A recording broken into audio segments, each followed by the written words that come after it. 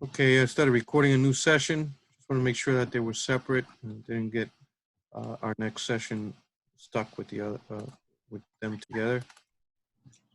Adaptability.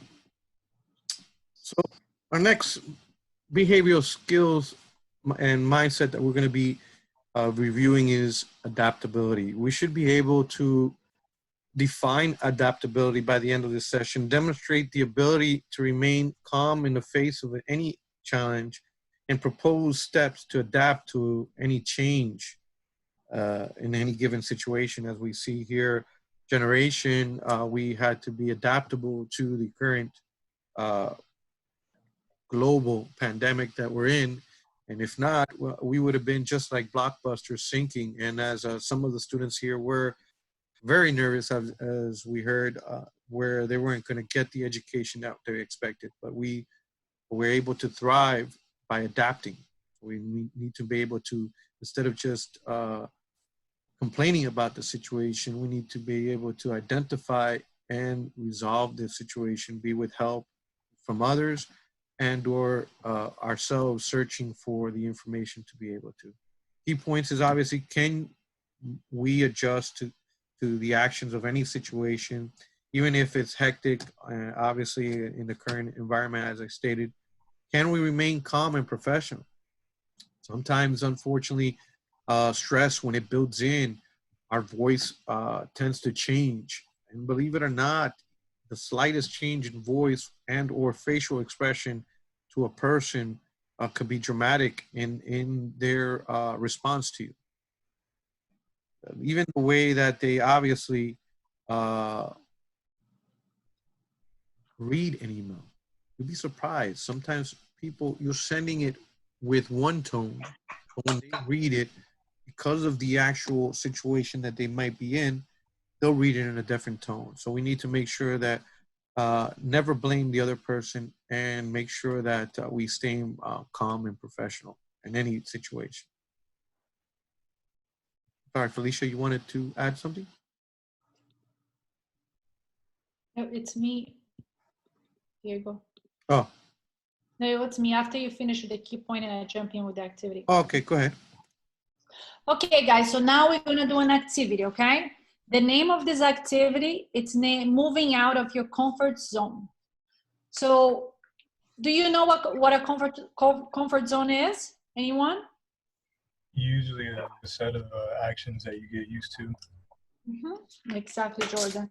So our comfort zone represents a space in which you feel comfortable and not challenged, a place in which you find the least amount of resistance. This may be an actual space like a home, but also relates to a specific situation. If you know the answer to a question in class, but you choose not to put your hand up, this might indicate that you are staying in your comfort zone. Standing up and speaking in front of people might represent being out of your comfort zone. Who here feels comfortable speaking in front of people? Anyone? I'm pretty confident. Getting better. Comfortable. Now, who is not so comfortable speaking in front of people, especially like more than one person? Anyone? Yeah. Me? Okay. Okay. So the more you push yourself, the more you grow and develop. So the more we avoid and put ourselves in situations that make us feel uncomfortable, the worse it's going to get, right? So that's why we need to push ourselves so we can grow, we can develop, we can do the things that we feel uncomfortable. You know, if we keep pushing ourselves, we'll be able to manage that, okay? So now I'm going to ask you guys a question. You can get a piece of paper and a pen and a pencil if you want, okay? What are some examples of your comfortable zones? Write it down there, and I'm going to ask someone to answer this question. What are some examples of your comfortable zones? For example, staying home. Some people, for them, just stay in the room, or you know, is there comfortable space? Teresa, can you answer that question for us? Even one yes. Your comfortable zone. My comfort zone. Can you hear me? I can hear you. Hmm? My comfort zone is usually where almost everybody, I guess, comfort zone is in my house. In my room. I don't hear you. Can't hear me? Now we lost you.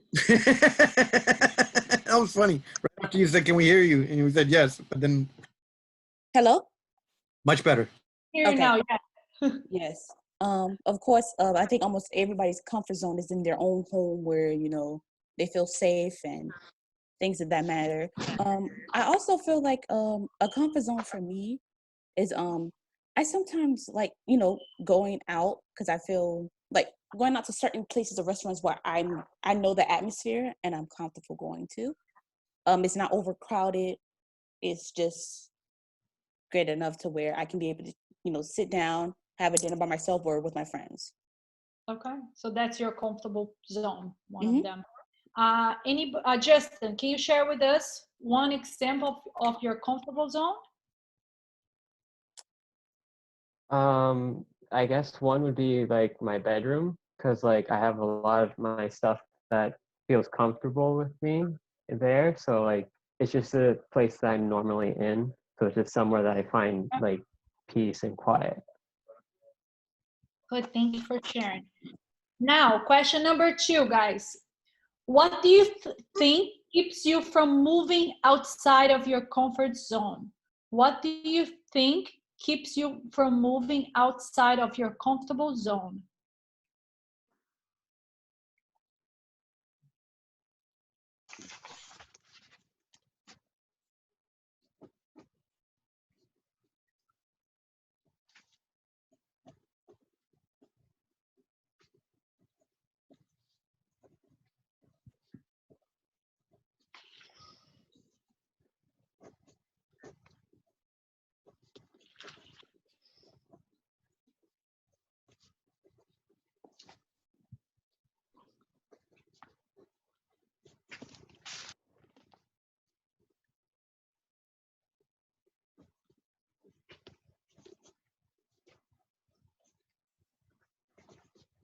Okay, Letane, can you answer that question for us? What do you think it keeps you moving outside of your comfortable zone? Fear. Yeah, same thing. Letane? Fear. Fear. Fear. Okay, thank you. Thank you for sharing. Is it fear of the? Would you say it's fear of the known or fear of the unknown? Unknown. A little bit of both. Fear of the unknown. Thank you. Thank you. Lazaro, can you share with us as well? Yeah, mine's a little bit unique. My fear is a white car, Okay. and that's just related to my car accident. So when a fast car comes out of nowhere that's specifically white, it kind of freezes me for a bit. So I have to just remember to keep going. Thank you for sharing that. Thank you for sharing your fears. I appreciate Thank you. it. Sorry, guys. I'm sorry if I keep jumping in. I don't know how how to work with this webcam that well. Okay, let's move for question number 3. Please write about a time when you did something new and challenging, and why did you do it? What was the outcome for it? So please write a time when you did something new and challenging, and why did you do it? What was the outcome?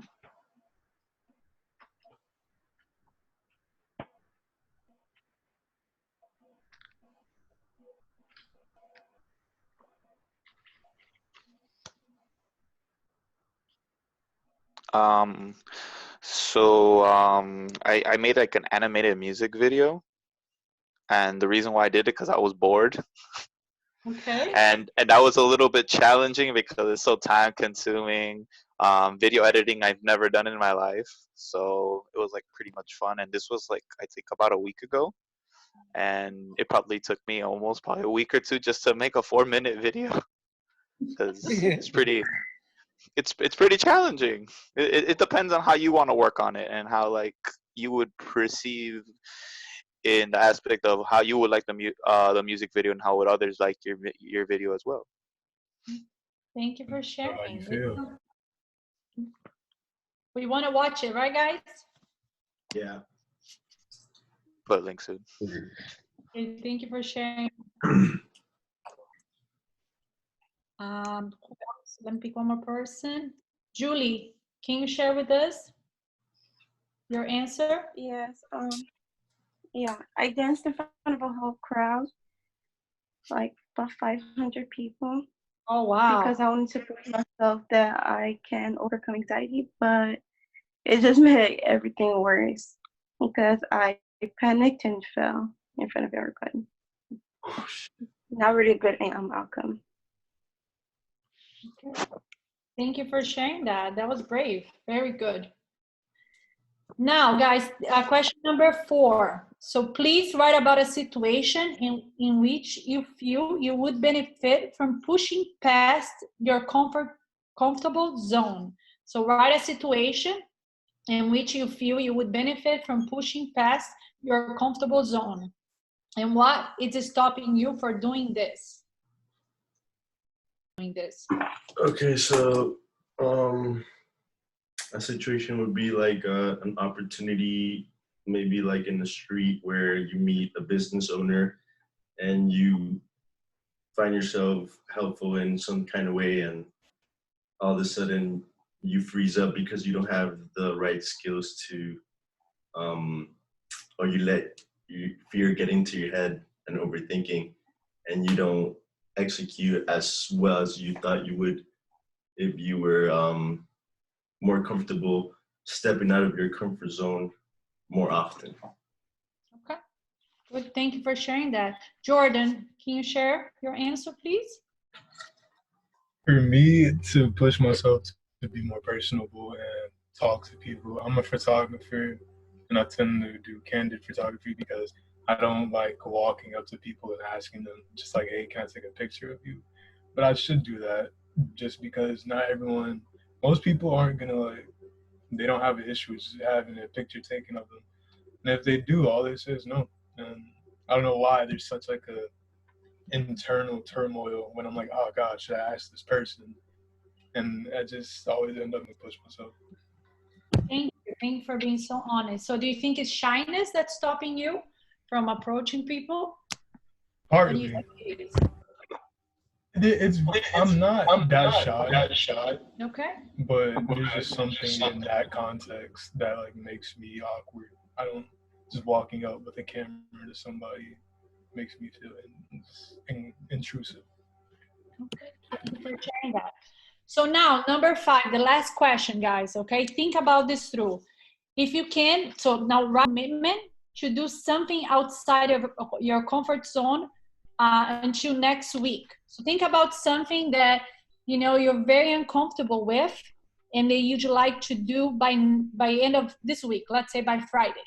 Think about something that you're like, okay, I want to call someone that I haven't called in many months. But you feel like weird about it. How can you, write it down that so you can commit yourself for you to do this by the end of this week? Share what would you like to do to move out of your comfort zone until next week, to this Friday, sorry.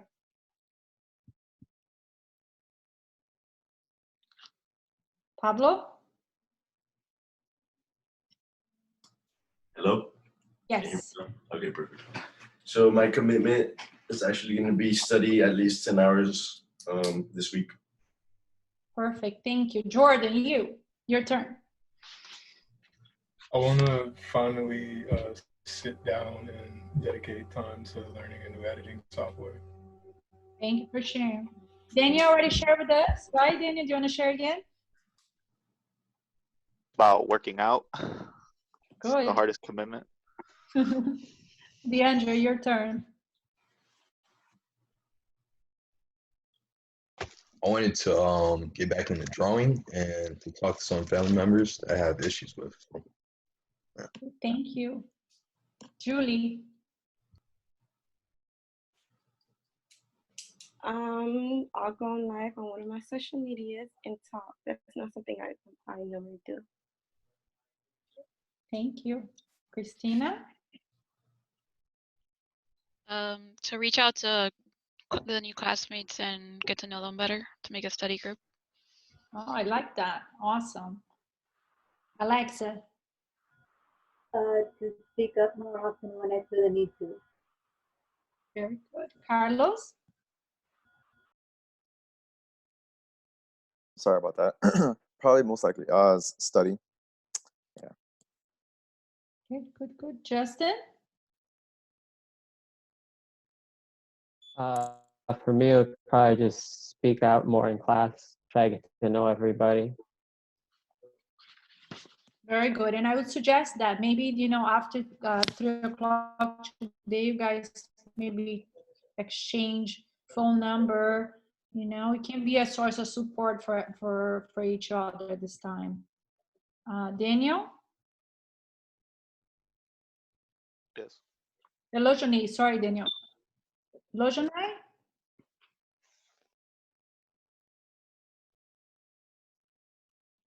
She typed something in chat.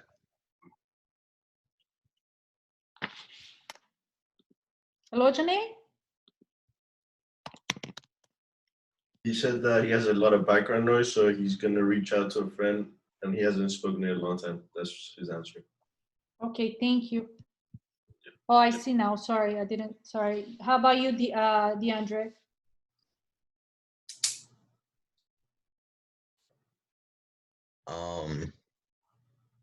I was going to get back into drawing, and I was going to talk to some family members that I haven't to in a long time.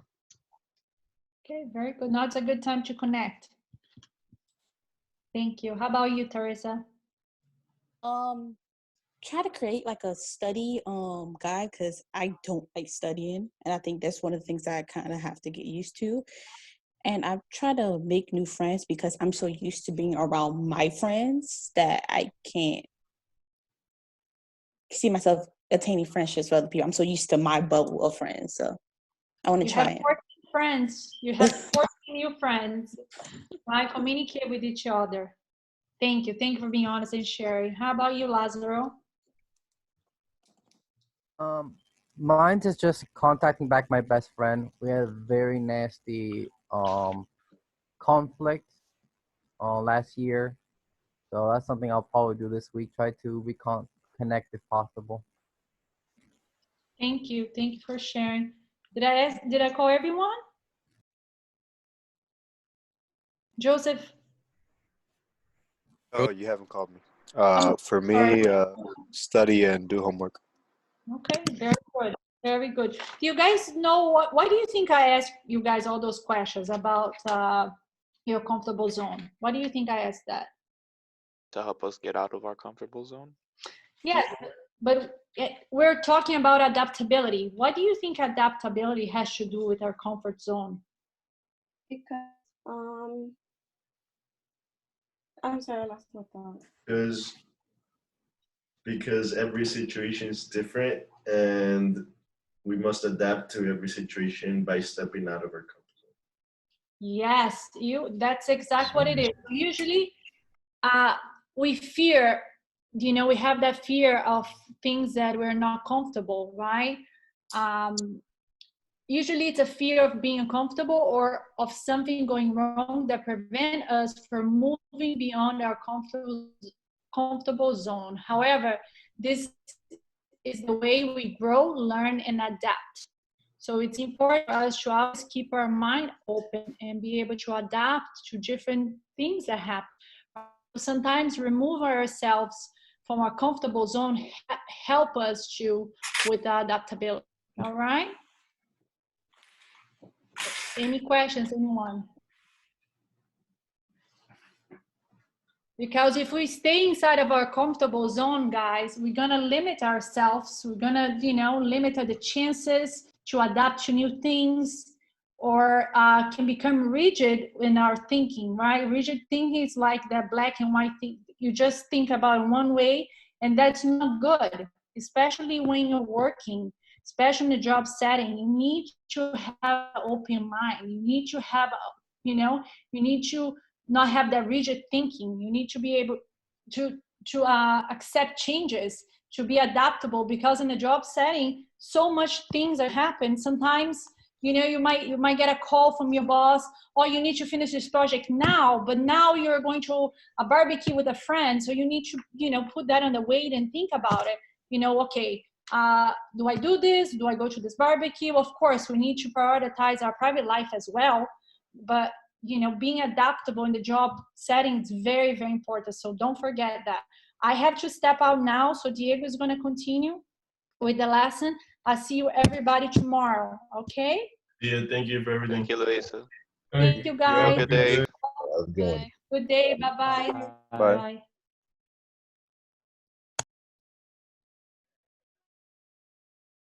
Oh, that magical noise.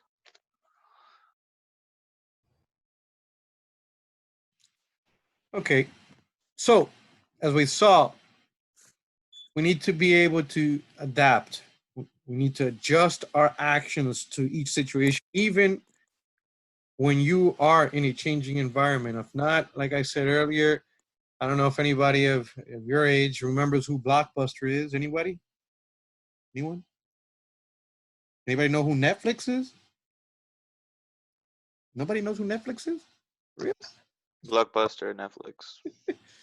Well, Blockbuster, if nobody knows the story, they refused to be adaptable. They were the kings of renting out movies. Basically, you would go get a DVD or a VHS and return it back to them within days. They made so much money of people not returning their movies, obviously because of the late fees. Just like when you return a book back, well, library, I'm pretty sure none of you do that anymore either, right? So they refused to change and believe that they were right. Netflix was doing at first a mail-in thing, and at the same time started streaming. But Blockbuster said, streaming? Who in the world want to do that when they could just see the movie themselves? And now nobody knows who Blockbuster is. So therefore, if we refuse to adapt to the situation, we will sink. We need to be able to obviously know when to adapt and to change with the time. So They had a chance to get them bought out, but they didn't take it because they thought it was ridiculous. Exactly what happened to them. They had a big chance of buying out Netflix and just eating them up like they did with everybody else. And they said, no, that's not needed. That's Mr. Huizinga, I believe. You might know that name. Adaptability is a skill you need for success, as we've stated, but it's also useful in any situation, not just for work, but in your life, all right? We need to make sure we remember that.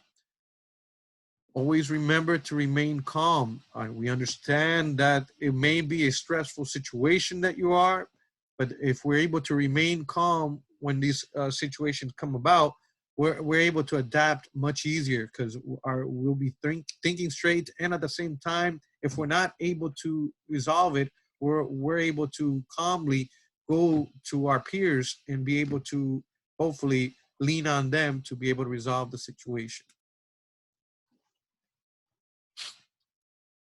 Okay. I'm gonna try to finish this in 3 minutes here. I know we're going over already, but we have 3 scenarios here. What would you say and how would you say it? What will you do and what will you do to remain calm are the things that you're gonna be answering to the next few slides, okay? So it's what would you say and how would you say it? What will you do? What will you do to remain calm if needed? Let me, 1 second.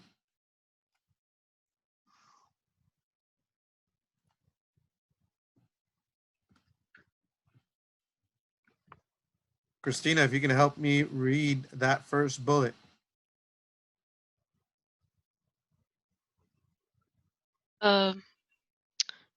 Can someone share what they said to their supervisor in the first scenario when he was angry that you were at your coworker's desk and not touring the new employee? So yeah, oh, I'm sorry. I forgot to read that. Yeah, that would be funny. 1 second. My fault. Time now. I hate this little thing. Sorry about that. Give me a second. It gets in the way. Doesn't let me get in there.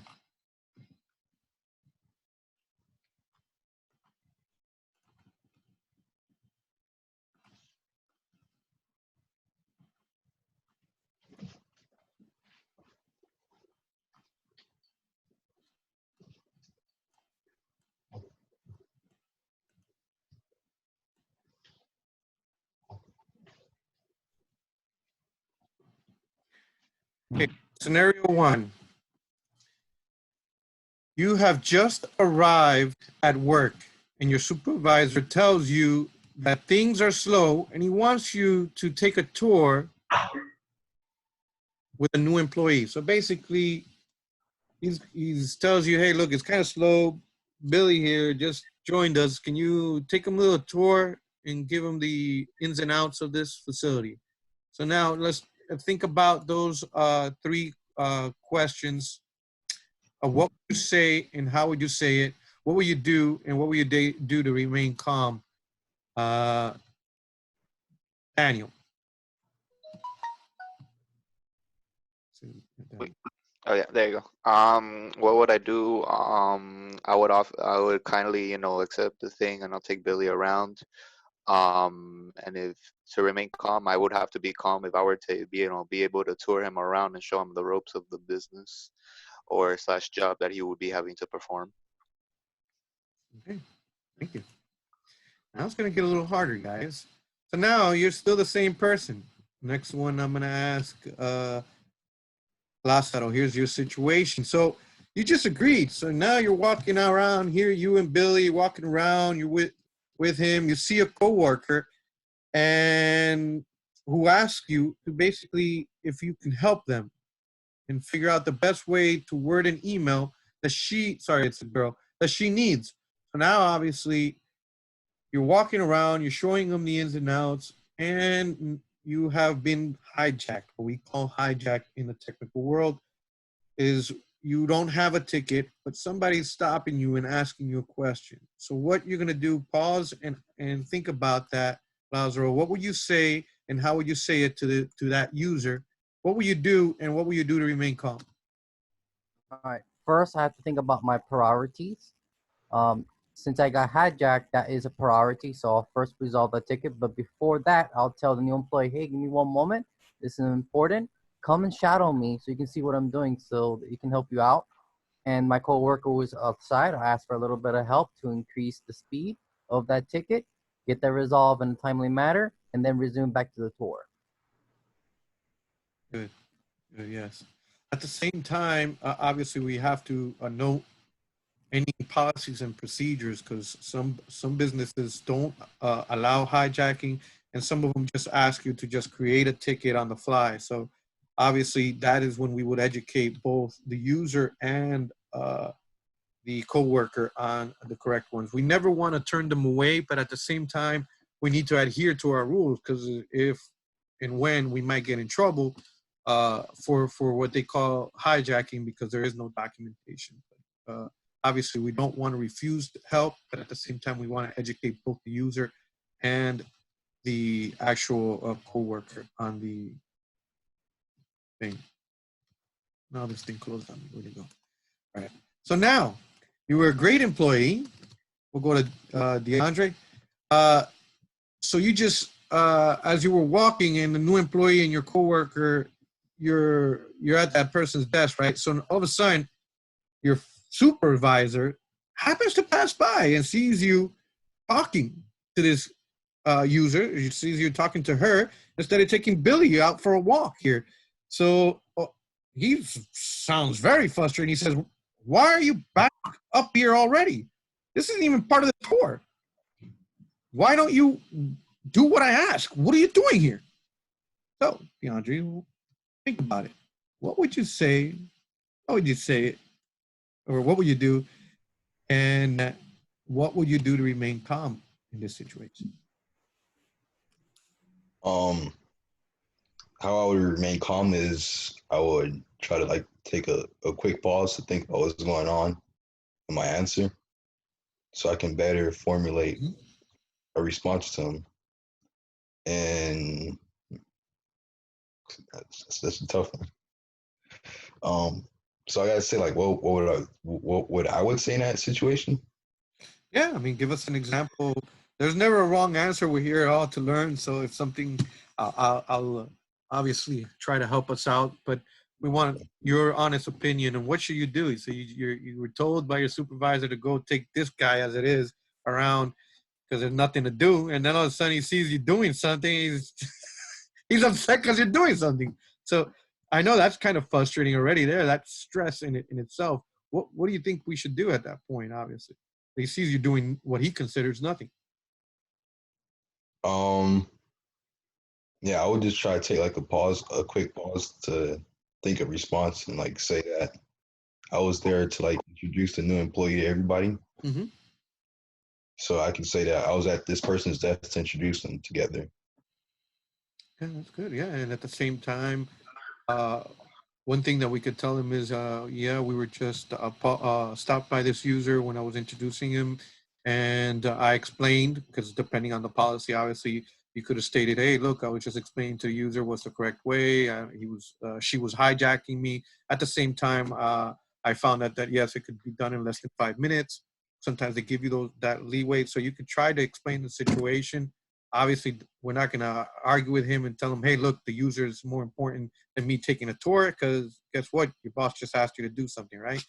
So we just have to be, as like you said, stop, pause, think about our response to our supervisor before we actually respond, because our stress level just gone up probably about 5 levels just because of that situation, which is about to get a little bit worse in about 5 seconds. So, any questions or doubts on that one?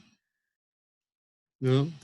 Okay, so now it even gets a little cuter. So you are helping your coworker and talking to the new employee about the company, and all of a sudden you're going to get a call from your spouse, and he or she has their car broken down on their way to work. So who do I pick on here? Jordan. So what do you say? How would you say it to your significant other? And what will you do? And what will you do to remain calm? So as it is, you just got reamed by your boss for supposedly doing nothing. You're a little bit upset. Then in the middle of just turning off that first fire, all of a sudden your wife calls and is frantic because their car broke down on the way to work. Well, I mean, this one is interesting for me because I always pretty much have a calm demeanor. So like it's a little biased. But I mean, if at that point there's not much I can actually do for my wife, honestly. I can be like, I can tell her, I can call for you, what, AAA. That's as much as I can do at that point. I still have to do my priorities at work. I still have to show the guy around as my supervisor had told me to. And, I can't just leave unless my supervisor, for whatever reason, happened to be a very understanding person. But considering the conversation that we just had, he just came and got mad at me and without asking me what was really going on. He's not the most considerate. So I just have to be honest with whoever my spouse is, that honest, there's not much I could actually do at that moment, and I do have to take care of my work priorities. Yeah, I mean, I personally obviously pause and excuse myself first with whoever is before I answer, just let them know that I'm answering a phone for my wife or my significant other.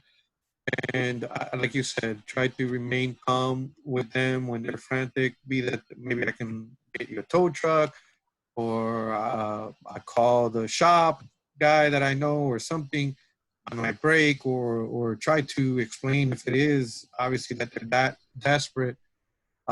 You don't have an understanding boss, then I would obviously, you didn't hear it from me, but I would obviously recommend kind of get another job. But, but obviously, as we saw, it was a little bit stressful, but we have to be realistic. Emergencies happen. So if we have to get up and move, we have to be able to provide this information to the supervisors. Sometimes we have sick hours. Sometimes we have personal time that we can leave. If there's no other way of resolving the situation and you have to leave, then obviously you just need to be able to explain yourself and excuse yourself as necessary. Thank you.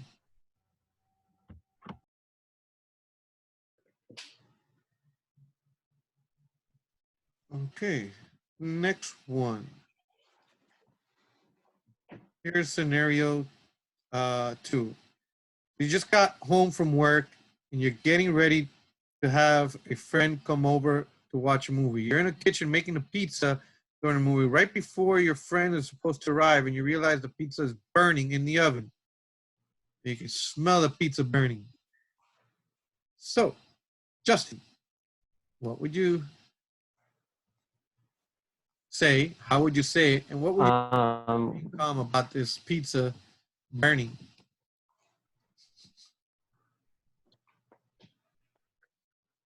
Well, definitely I would apologize to my friend if they come over and the pizza's burnt completely. I would offer to order a pizza from delivery to replace it, and I would just keep a calm demeanor about it. I wouldn't stress out about it because accidents happen. I don't know about you, but I might talk to myself in a very firm manner.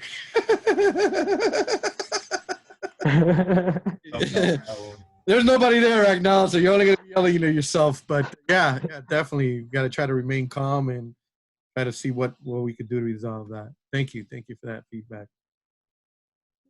So as we can see, obviously, there's many situations that can come about, and we have to be able to adapt to any given situation, be at work or be in our personal life.